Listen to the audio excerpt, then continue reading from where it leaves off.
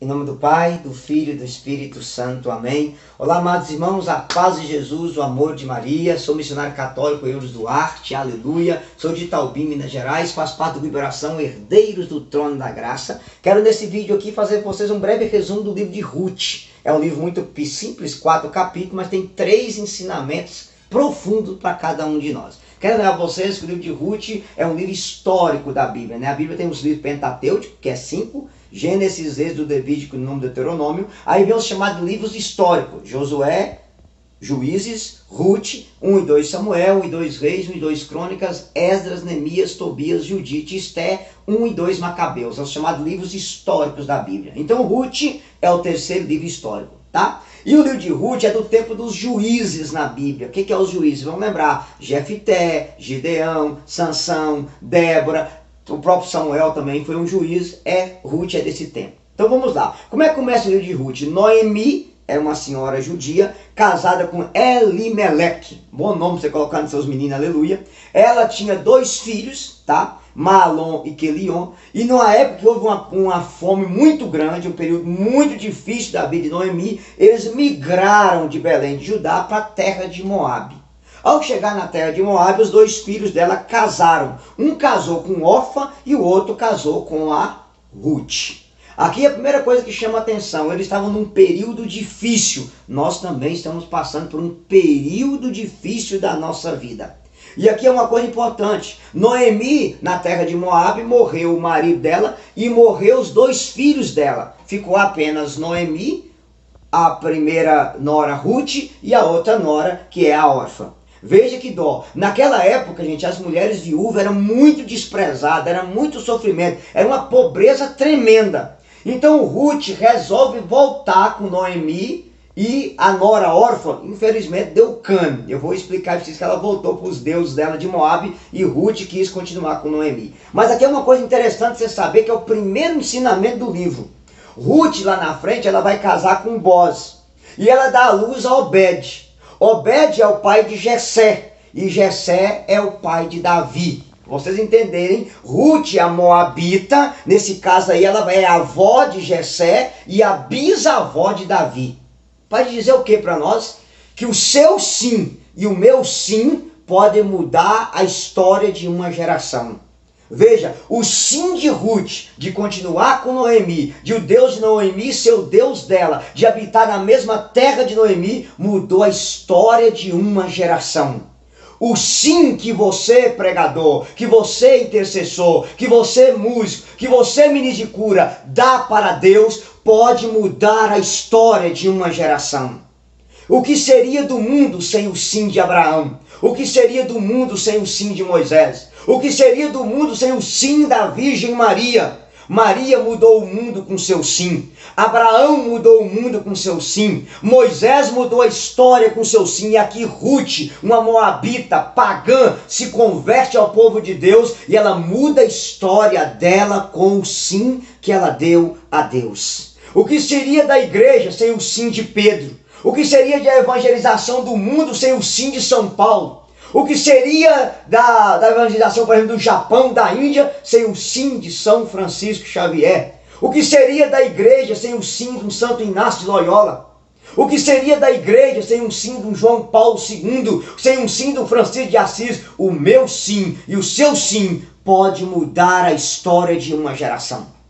Assim como o sim de Maria abalou o inferno e abriu o céu e mudou a história da geração, porque o sim de Maria fez Deus descer do céu e se fazer homem. O sim de Moisés, Deus arrancou o povo da escravidão. O sim de Abraão, nasce o pai de uma grande nação. O sim de Ruth vai fazer nascer o maior rei da história. O seu sim pode abalar as estruturas do inferno. O seu sim pode abrir o céu e conseguir a salvação de muitas almas. Eu também quero dizer para muitas pessoas que abandonaram a caminhada, você que foi de renovação carismática, que pregou, que ajudou o ministério jovem, que anunciou o evangelho e você voltou atrás, meu irmão, o seu não é um prejuízo no reino de Deus. O seu não é um prejuízo no céu e um lucro no inferno.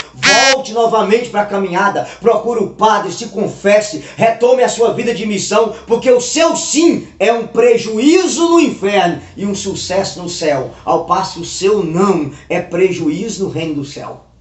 Veja, eu fico imaginando se Nossa Senhora dissesse para aquele anjo, vaza, volta para Deus e fala que eu não quero ser a mãe, que prejuízo seria. Imagina se Moisés fala, ei, não quero ir para o Egito, que prejuízo o povo teria. Imagina o não de Abraão, imagina o não de Ruth. Meu jovem, meu querido, minha querida, ministro de cura, pregador, o seu sim faz uma diferença no mundo. O seu sim de continuar, apesar da perseguição, apesar das calúnias, apesar da humilhação, o seu sim, apesar de tanto sofrimento que tem passado na igreja, com traição, com teologia da libertação, com heresia, com essas profanação que nós vemos na Semana Santa, com gente andando com cobra dentro da igreja, zombando de Jesus, o seu sim causa um prejuízo no inferno, ao passo que o seu não é um estrago no reino de Deus. Não desista do seu chamado, não desista do seu ministério. O seu sim é prejuízo no inferno. O seu sim pode mudar a história de uma geração. E eu poderia pegar esse vídeo aqui e falar do sim. O sim de Ruth, o sim de Maria, o sim de Paulo, o sim de Pedro, o sim de Abraão, o sim de Moisés. Mas eu quero resumir tudo isso no seu sim. Não desista. Dê sim ao seu chamado, dê sim à sua vocação, dê sim ao seu ministério, porque o seu sim muda uma geração. O seu sim é um prejuízo no inferno. O seu sim abala as estruturas do inferno. E que a Virgem Maria, a mulher do sim, te dê a força de não desistir na sua caminhada.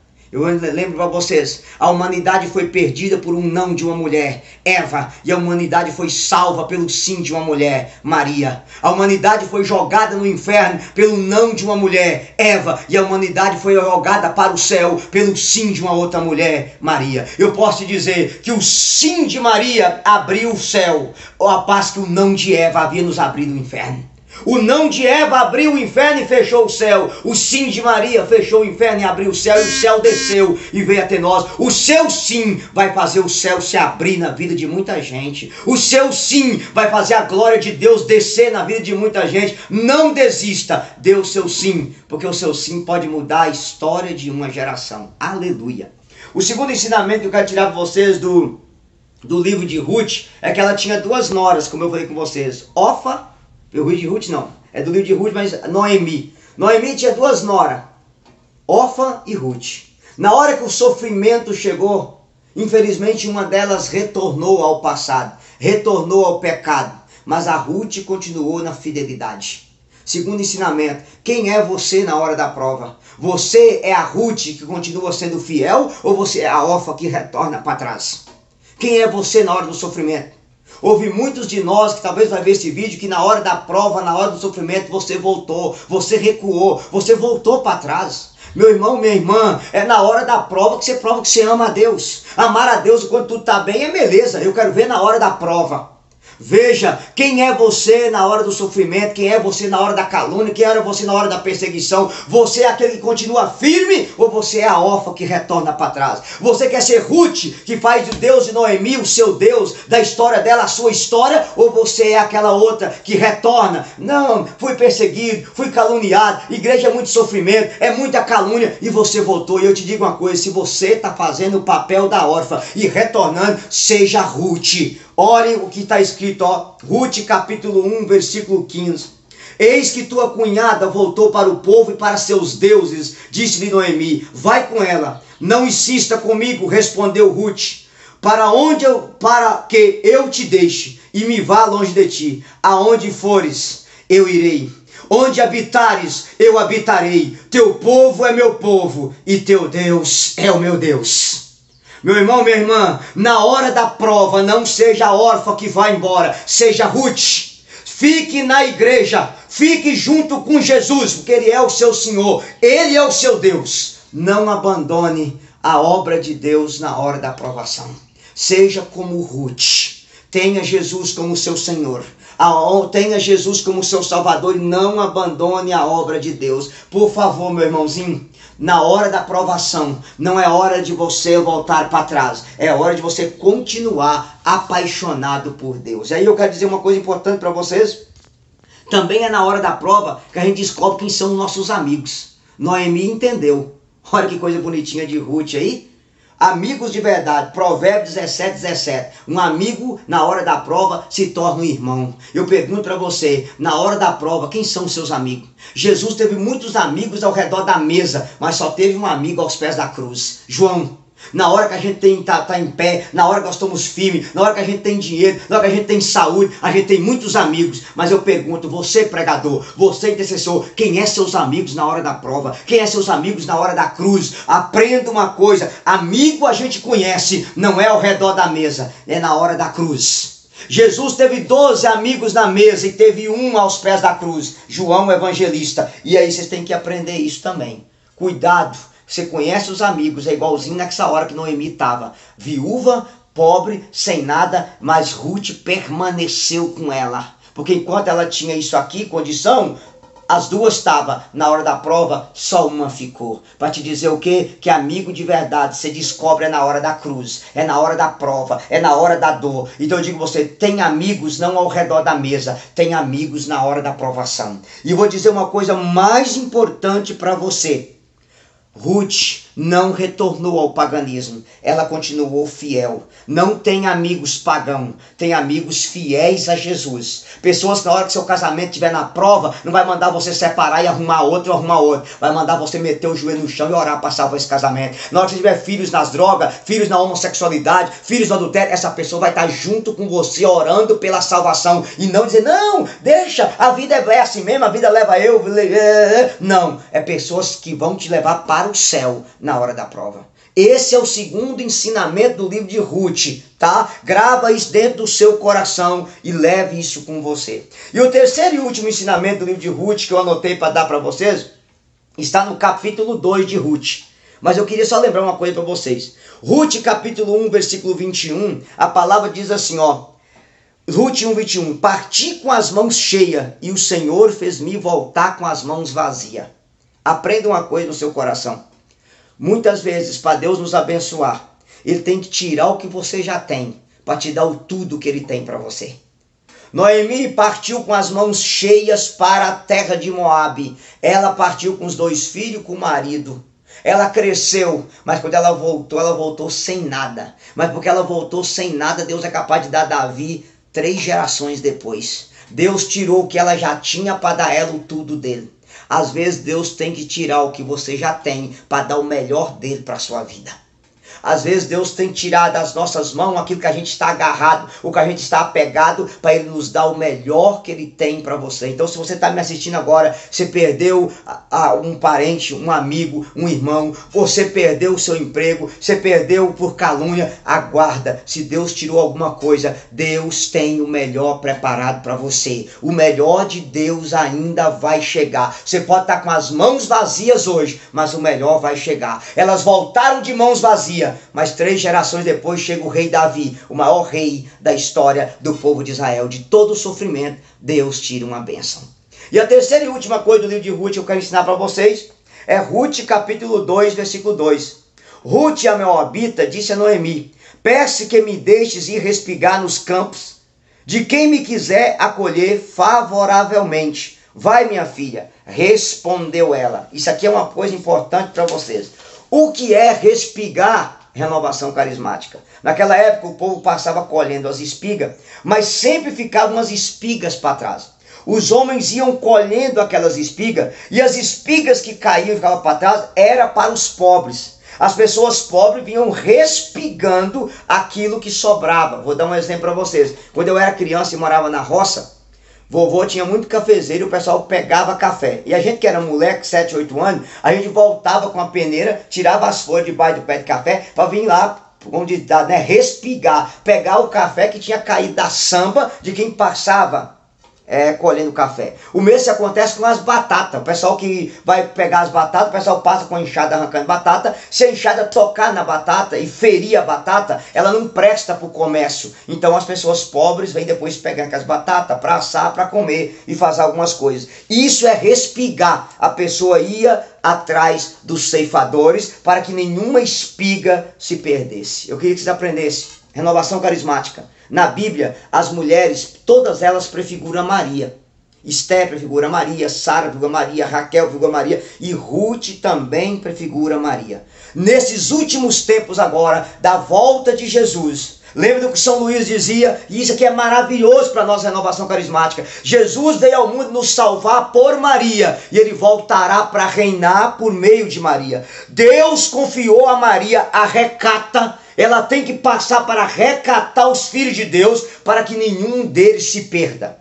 É papel de Nossa Senhora fazer essa recata dos filhos que se perderam nas drogas, na bebedeira, no homossexualismo, no adultério, na vida errada. Nossa Senhora é essa Ruth que com garra, com nobreza, ela vai atrás da recata para que ninguém se perca. Lembra-se de uma coisa, a chamada recata das batatas, né? Quando a enxada corta a batata não tem valor para o comércio, mas tem valor e muito valor para quem é pobre. O pecado que talvez feriu, cortou, machucou muitos filhos de Deus. E assim como Ruth ia lá atrás das espigas para que não se perdesse, é papel da Virgem Maria nesses tempos ir atrás dos perdidos, daqueles que o pecado cortou, feriu, machucou, para que eles não se percam. É papel de Nossa Senhora. Ela como mãe não quer perder os filhos e Deus confiou a ela. E assim como Boaz se encantou com Ruth, fazendo aquela recata, hoje o Pai do céu está se encantando com a Virgem, a mãe, que ela está fazendo essa recata, e é ordem do Pai que a Virgem Maria faça isso. Mas eu termino dizendo, assim como é papel de Nossa Senhora fazer essa recata dos filhos de Deus, que eles não se percam, eu vou dizer para você, é papel da renovação carismática recatar os filhos de Deus feridos, machucados, perdidos, para que eles não se percam. A renovação é o lugar da misericórdia, é o lugar dos perdidos.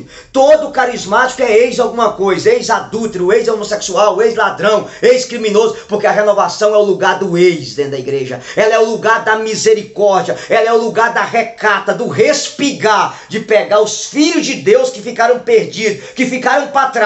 Aqueles que aparentemente em canto nenhum da igreja é aceito, mas na renovação carismática é, porque nós fomos levantados por Deus para ser o lugar da misericórdia na igreja, para pregar a misericórdia, para estender a mão e levantar os filhos de Deus caídos, para que eles fiquem de pé diante das provações da vida. RCC, pregador, ministro de cura, peça ao Senhor o dom da misericórdia, o dom de procurar os perdidos, de procurar os feridos, de procurar os caídos, de procurar aqueles que se perderam, aqueles filhos de Deus que ficaram para trás, porque o pecado os derrubou, porque o maligno os feriu, porque o maligno os feriu e os decepcionou, e eles estão com o coração ferido e machucado. Então olha, pregadores, sejam profetas da misericórdia, não essa misericórdia de passar a mão na cabeça, não, que a batata ela está ali com um pedacinho podre, você tira o podre e aproveita o bom dela. Isso é misericórdia, é tirar o pecado e deixar o pecador curado e restaurado por Deus. Porque esse filho de Deus caído na droga, na prostituição, no homossexualismo, na bebedeira, ele não tem valor para o mundo, mas ele vale a última gota do sangue de nosso Senhor e Salvador Jesus Cristo. Então você é profeta da misericórdia, você é instrumento da misericórdia, você é obra de Deus, levantado por Deus. Para onde você estiver, saiba, Deus te levantou para trazer os perdidos da casa de Israel, para ser canal de cura para os feridos da casa de Israel, para levantar aqueles que ficaram para trás porque Satanás os derrubou. É o papel de Deus na sua vida. Que Deus abençoe você, que Deus te ilumine. O seu sim muda uma geração. Tenha isso no coração, coragem na sua caminhada e principalmente seja instrumento da misericórdia na vida de quem estiver do seu lado. Em nome do Pai, do Filho e do Espírito Santo. Amém.